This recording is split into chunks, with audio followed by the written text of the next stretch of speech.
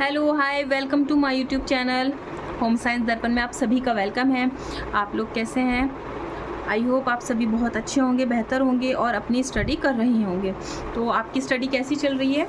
TGT PGT की और आने वाले टाइम में नेट की भी परीक्षा है, तो उसकी प्रिपरेशन कैसी जाएगी बताइएगा। तो हम आज 9th क्लास की बुक कवर कर रहे हैं और आज हमारा जो है यहाँ पर 11th चैप्टर हम स्टार्ट करेंगे। इससे पिछली जिन्होंने वीडियो नहीं देखी है वो प्लेलिस्ट में जाकर देख सकते हैं। देखिए ये वीडियो आप एक बार ज़रूर देख लें। फास्ट फॉरवर्ड पे लगाकर आप हेडफोन लगाकर देख सकते हैं। छोटी छोटी वीडियोस बनाई है मैंने इसीलिए कि टाइम ज़्यादा ना लगे और आप इजीली उसको 2-3 बार पढ़ सकते हैं। तो कैसी चल रही है आप ज़रूर बताइएगा आपकी प्रिपरेशन। और मैंने साथ में होम मैनेजमेंट की भी जो छोटी छोटी क्लासेस हैं वो स्टार्ट कर दी हैं और होम मैनेजमेंट से रिलेटेड मैंने इम्पॉर्टेंट डेफिनेशंस डिस्कस की हैं। बहुत इंपॉर्टेंट है वो, आप ज़रूर देख लें। वो PYQ भी है और आपको बहुत हेल्प मिलने वाली है। जिन लोगों ने बिल्कुल भी तैयारी अभी नहीं की है या जिन लोगों की बीच में ब्रेक हो गई है या जो लोग कर रहे हैं तो वो भी देख सकते हैं। तो उनके लिए बहुत हेल्पफुल रहेगी। जिन लोगों ने नहीं देखी है, मतलब तैयारी नहीं करी है, तो ज़रूर जाकर देख लें। तो ठीक है, आज हम स्टार्ट करते हैं आज का chapter types of cloth there uses. तो आप ना मैं सिर्फ इम्पॉर्टेंट पॉइंट ही डिस्कस करूँगी। आप चाहें तो इसे पॉज करके वीडियो को जो है वो पढ़ सकते हैं। तो ये प्रस्तावना है, उसके बाद में वस्त्रों के प्रयोग दैनिक जीवन में उनकी उपयोगिता। तो अगर हम प्रस्तावना में से इम्पॉर्टेंट देखें तो वस्त्रों का चुनाव सोच समझ कर करना चाहिए। यहाँ बात की गई है कि वस्त्रों का जो हम यूज़ करते हैं वो सोच समझ कर करना चाहिए। कैसा, मतलब किस चीज़ का बना है, उसकी उपयोगिता क्या है, कितना टिकाऊ है, रंग उपयुक्त है या नहीं, मतलब कच्चा तो नहीं है, या गर्म रहेगा या ठंडा, सुगमता से धुल सकेगा या शुष्क विधि। यानी कि यहाँ बात हो रही है कि हम अपने घर पर इजीली धो सकते हैं या उस कपड़े के लिए हमें ड्राई क्लीन की ज़रूरत पड़ेगी। धोते समय या पहनते समय सिकुड़ेगा या फैलेगा, ये चीज़ के बारे में यहाँ बताया गया है। कुछ कपड़े ऐसे होते हैं कि उन्हें हम जब मार्केट से लाते हैं तो श्रिंक करना ज़रूरी हो जाता है, ताकि अगर हम बाद में जब उसको स्टिच कराने के बाद वॉश करते हैं तो उसका सारा शेप बिगड़ जाता है। तो यहाँ उसी से रिलेटेड बात की गई है। वस्त्रों के प्रकार तथा दैनिक जीवन में उनका यूज़ देखें। वस्त्र जिस तंतु से बना है किस प्रकार का है, धागा किस प्रकार का बुना गया है, रंगाई छपाई ठीक से है, मतलब वो प्रॉपर है या नहीं, कताई बुनाई के पश्चात कौन सी क्रियाएँ प्रयोग में लाई गई हैं। मतलब इसमें पूछा गया है कि कताई और बुनाई के पश्चात यानी कि फिनिशेस के बारे में बात की गई है। और तंतुओं का डोरा किस प्रकार से तैयार किए गए हैं। ठीक है, सभी कपड़े धागे से बुने जाते हैं। धागे भिन्न भिन्न तंतुओं से बनाए जाते हैं। सभी तंतुओं की जो क्वालिटीज़ हैं वो अलग अलग होती हैं। उनसे बने धागों में भी अंतर पाया जाता है। परिणाम स्वरूप क्या होता है कि कपड़े का जो रूप है, टिकाऊपन है, धुलाई है, सुविधा संबंधी गुणों में अंतर आ जाता है। कुछ टुकड़े चुनकर उसमें से एक एक धागा खींचकर ज्ञात हो जाता है कि धागा मोटा है, पतला है, मजबूत है, कच्चा है, किस तरह का है, कपड़ा मजबूत है या नहीं, ये इसके धागे की किस्म पर निर्भर करता है। ठीक है, उसके बाद में आ जाता है धागे के प्रकार यानी कि टाइप्स ऑफ हमारे यान। तो देखते हैं हम कि साधारण धागे, जटिल और मिश्रित। सिंपल यान की अगर हम बात करें तो इसमें भी देखा जाए, जब मैं आगे टेक्सटाइल की क्लास करूँगी स्टार्ट तो उसमें डिटेल में पढ़ाऊँगी। तो इसमें भी ना क्या होता है कि सिंगल भी होता है, डबल भी होता है और मल्टी भी होता है। ठीक है, यहाँ पे होती है। तो साधारण धागे में ये देखते हैं हम कि ये कते हुए एक से अधिक सूतों से मिलकर तैयार होता है। जितने सूत मिलकर धागा बनता है, ठीक है, उतना ही प्लाई का धागा कहा जाता है। मार्किन, लट्ठा, जो ये साधारण वस्त्र हैं इसी से बनाए जाते हैं। जैसे अगर हम बात करें कि जो आजकल सूट आते हैं ना, तो उसके पीछे हम लोग लगवाते हैं, एक कपड़ा लगता है जिसे हम इनर बोलते हैं या फिर अस्तर जिसे कहते हैं। तो आपने देखा हो कितना सिंपल बुनाई से बना होता है, बिल्कुल सिंपल, और तभी वो हमें कपड़े जो है वो कंफर्ट रहते हैं। अगर हम उसमें लगा लेते हैं तो वो कंफर्ट रहते हैं और मजबूत भी रहता है। जटिल धागा, इस प्रकार के धागे विभिन्न प्रकार के सुंदर वस्त्रों के लिए यूज़ किए जाते हैं। जैसे शनील की बात की गई है। मिश्रित धागे यानी कि कॉम्प्लेक्स 2 या 3 से अधिक प्रकार के धागे मिलकर धागा तैयार किया जाता है। जब धागों के निर्माण विभिन्न प्रकार के तंतु मिलाए जाते हैं तो कपड़ों की जो क्वालिटी है ना वो बढ़ जाती है, कपड़े की क्वालिटी जो है ना इन्हेंस हो जाती है। ठीक, अब उसके बाद हम आ जाते हैं कपड़ों की बुनाई। तो मशीन से होती है और हथकरघे से होती है, और हम जब आगे इसकी क्लास डिस्कस करेंगे तो हम इसको डिटेल से पढ़ेंगे कि हथकरघे में जैसे तकली है, चकता है, इस तरह से जो उसके पार्ट हैं तो वो हम ज़रूर पढ़ेंगे इसके जब हम डिटेल में करेंगे। तो इन दोनों करघों से बुनाई की जाती है और समान होती है, बस वो आप हाथ से करेंगे और मशीन से करेंगे। पहले धागे की लंबाई के बल पास पास समान रूप से व्यवस्थित किए जाते हैं, जिसे हम ताना कहते हैं। दूसरी बार एक धागे से ऊपर नीचे हम एक चटाई का बनाते हैं, जैसे इस तरह से बनाया, शायद आपको दिख रहा हो। चलिए यहाँ से बना लेते हैं, इस तरह से, फिर इस तरह से, इस तरह से, ठीक है। पर चटाई की भांति बुना जाता है, इसे बाना कहते हैं। ये आपका ताना है और ये आपका बाना है। लगभग सभी कपड़ों में ताना एक सही होता है, परंतु बाने की जो बुनावट है उसमें अंतर आ जाता है। इसी के आधार पर जो कपड़े बनते हैं साधारण, सैटिन, ट्विल, दुसूती बुनाई और फैंसी, ठीक है। यहाँ से क्वेश्चन बनते हैं और PYQ भी आ चुके हैं। ट्विल से बहुत ज़्यादा क्वेश्चन आते हैं। साधारण बुनाई के बारे में बात करें तो ताने बाने में एक सही धागा यूज़ किया जाता है। मतलब अगर हम साधारण बुनाई यूज़ कर रहे हैं, यानी कि सिंपल बात कर रहे हैं, सिंपल की बात कर रहे हैं, तो क्या आएगा कि ताना और बाना एक ही धागा का प्रयोग होगा। प्रत्येक बाना प्रत्येक ताने के धागे में एक बार ऊपर और एक बार नीचे करता हुआ बुना जाता है। जैसे जस्ट लाइक मार्किन, मलमल, लट्ठा, आरगंडी है वो आपने देखा होगा कि जो कड़क सा होता है कुछ ये कपड़ा, और इसके हम फ्लावर्स भी बनाते हैं और कई बार प्लेन कपड़े पर इसकी एम्ब्रॉयडरी भी करते हैं। इस तरह से इसकी लीव्स बना करके ना हम डिज़ाइन बनाते थे, थोड़ा कड़क सा होता था, और जो वॉल पे पेंटिंग्स होती थी वो भी बनाई जाती थी। तो इस तरह से यहाँ पे दे रखा है। दोनों और एक समान होते हैं। चद्दर की गिलाफ, मेज़पोश, पैजामा, पेटीकोट आदि बनाया जाता है। अब बात कर लेते हैं सैटिन की बुनाई से। सैटिन बुनाई के बाने के धागे साधारण बुनाई से कुछ भिन्न होते हैं। भिन्न विधि से ताने के धागे में पिरोए जाते हैं जो चिकने हो जाते हैं। एक और तो बहुत चिकने हो जाते हैं और दूसरी ओर कम चिकने रहते हैं। ये बात की गई है सैटिन के बारे में। अच्छा, सैटिन में थोड़ा सा कन्फ्यूज़न हो जाता है और ये क्वेश्चन आता है, तो इसके बारे में भी हम आगे डिस्कस करेंगे। आप भी बताइएगा कि इसमें क्या डिफरेंस होता है, कि किस में ताना प्रधान होता है और किस में बाना प्रधान होता है। इसी तरह से PYQ क्वेश्चन आया हुआ है। तो ये बुनाई कुछ सूती व रेशमी कपड़ों के में यूज़ होती है। इस बुनाई का कपड़ा बहुत चिकना, चमकदार तथा मुलायम होता है। ट्विल बुनाई वाले कपड़े, अब ट्विल बुनाई के बारे में आ गया।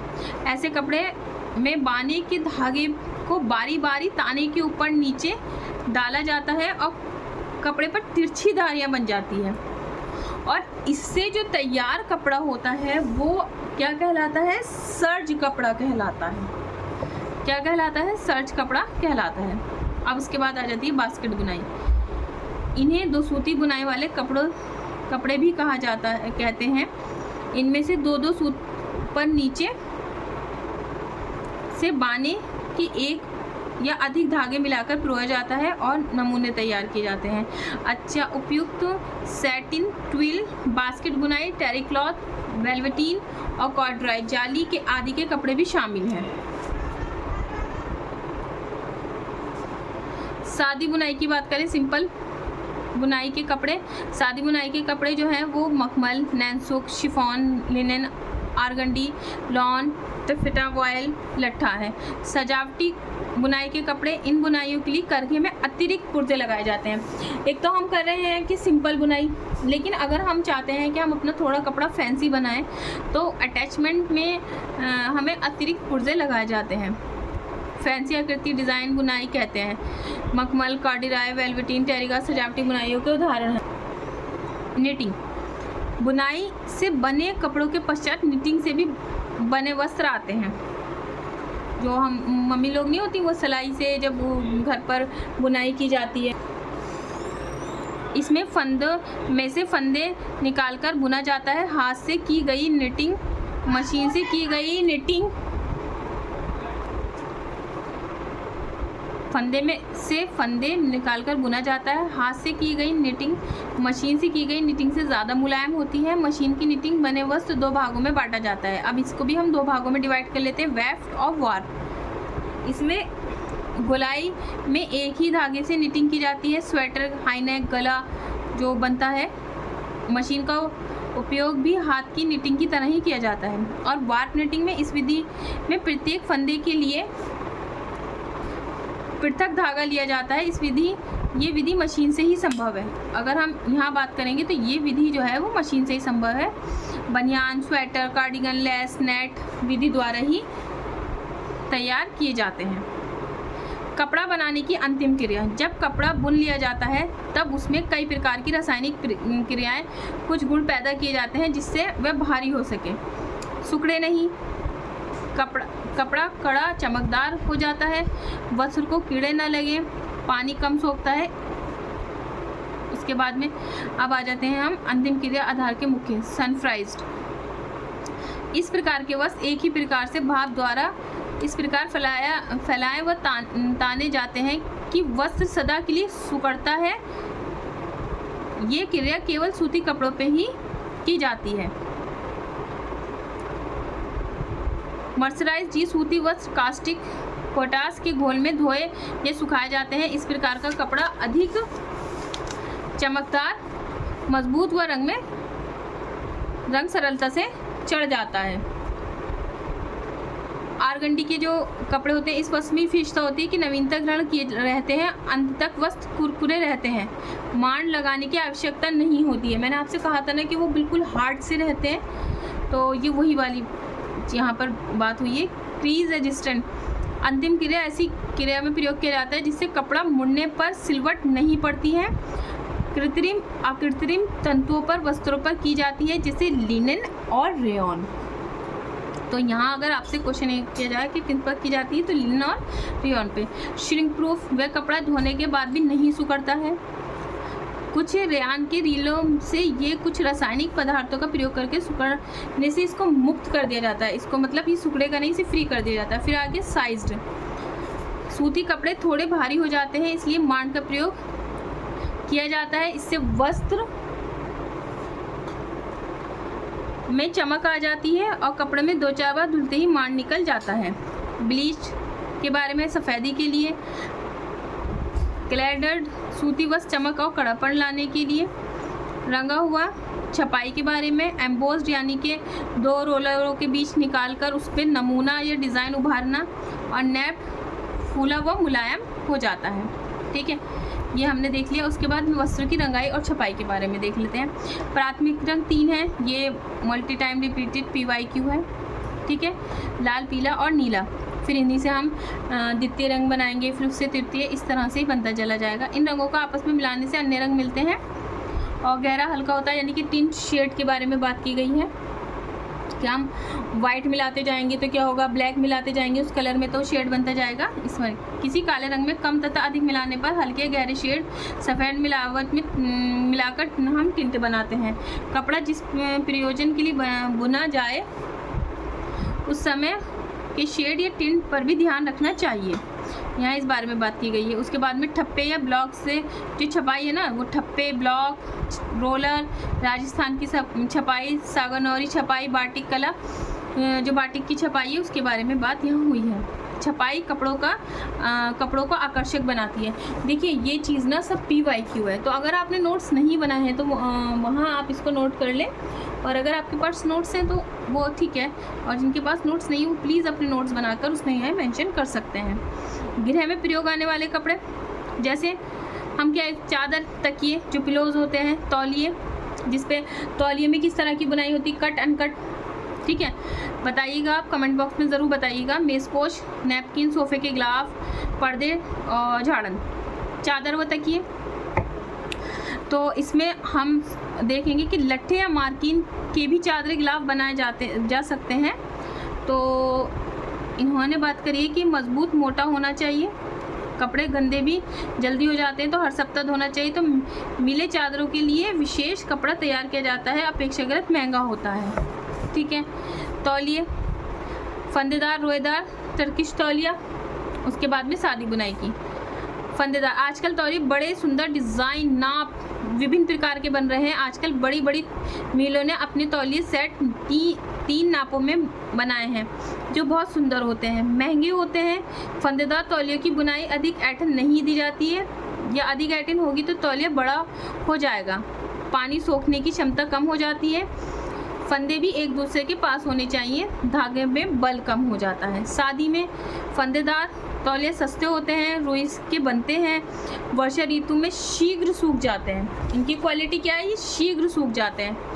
इनकी बनावट सिंपल होती है। खादी भंडारों में ऐसे तौलिए मिल जाते हैं, जो वो खादी के जहाँ पर आपको सामान मिलता है उस वहाँ पर ये आपको अवेलेबल हो जाएंगे।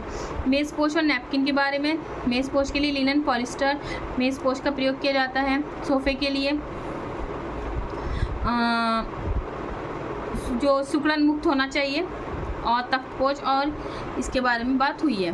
पर्दों के बारे में देख लेते हैं। पक्का होना चाहिए, उनका कलर जो है मजबूत होनी चाहिए।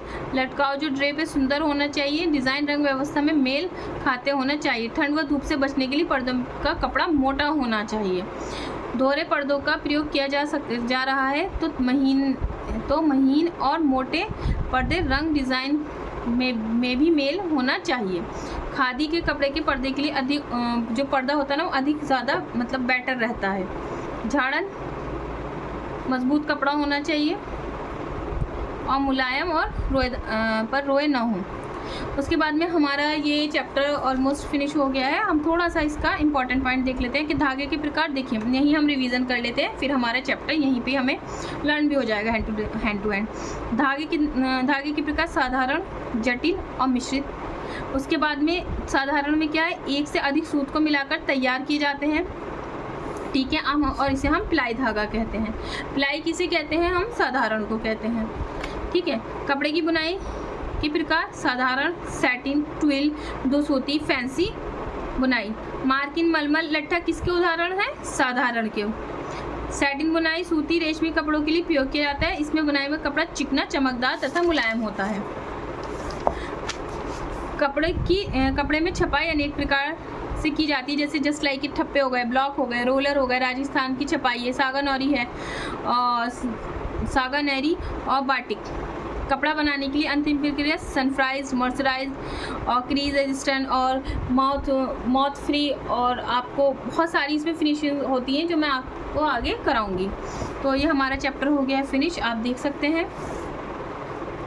आप इसको एक बार ज़रूर देख लीजिए, आपको हेल्प मिलने वाली है। उसके बाद में हम आ जाएंगे, अगला जो चैप्टर आएगा हमारा ड्रेसिंग अप आएगा, यानी कि व्यक्तिगत सज्जा।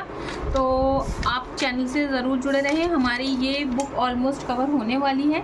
इसके बाद हम क्लास 10th की बुक कवर करेंगे और यही क्रम हम आगे कंटिन्यू रखेंगे, क्योंकि ये आपको बहुत हेल्प करेगी आपके एग्ज़ाम में।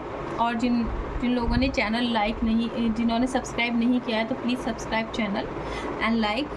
Thank you so much.